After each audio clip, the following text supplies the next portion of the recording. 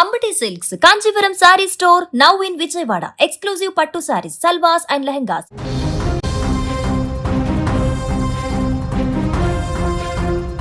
విరిగిన కాళ్ళు, నలిగిన చేతులు, మరికొందరికి స్వల్ప గాయాలు.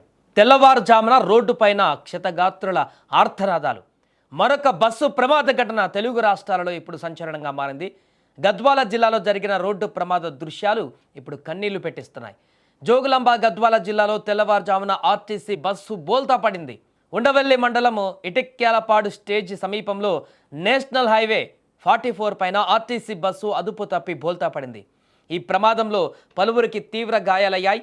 ఆంధ్రప్రదేశ్ రాష్ట్రం అనంతపురం డిపోకు చెందిన బస్సు హైదరాబాద్ నుంచి అనంతపురం వెళ్తుంది. గురువారం తెల్లవారుజామున 4 గంటల సమయంలో ఇటిక్యాలపాడు స్టేజ్ సమీపంలో బస్సు బోల్తా పడింది. ప్రమాద సమయంలో బస్సులో 20 మంది ప్రయాణికులు ఉన్నారు. వారిలో 6గురికి తీవ్ర గాయాలు కాగా మిగిలిన వారికి స్వల్ప గాయాలయ్యాయి.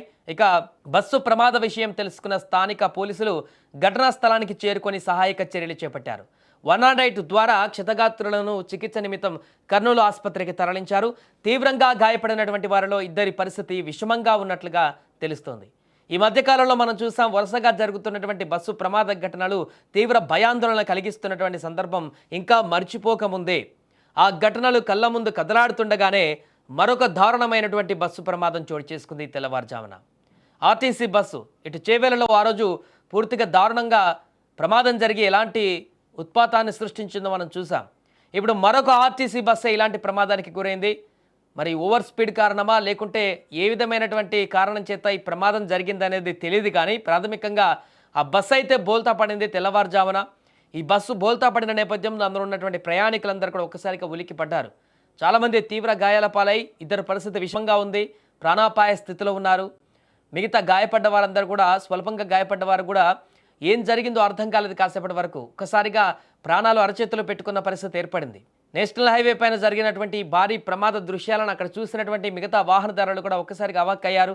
గతంలో జరిగినటువంటి ప్రమాద తాలూకు దృశ్యాలను ఒక్కసారిగా కళ్ళ ముందు చూసినట్టుగా కనిపించింది వాళ్ళకి.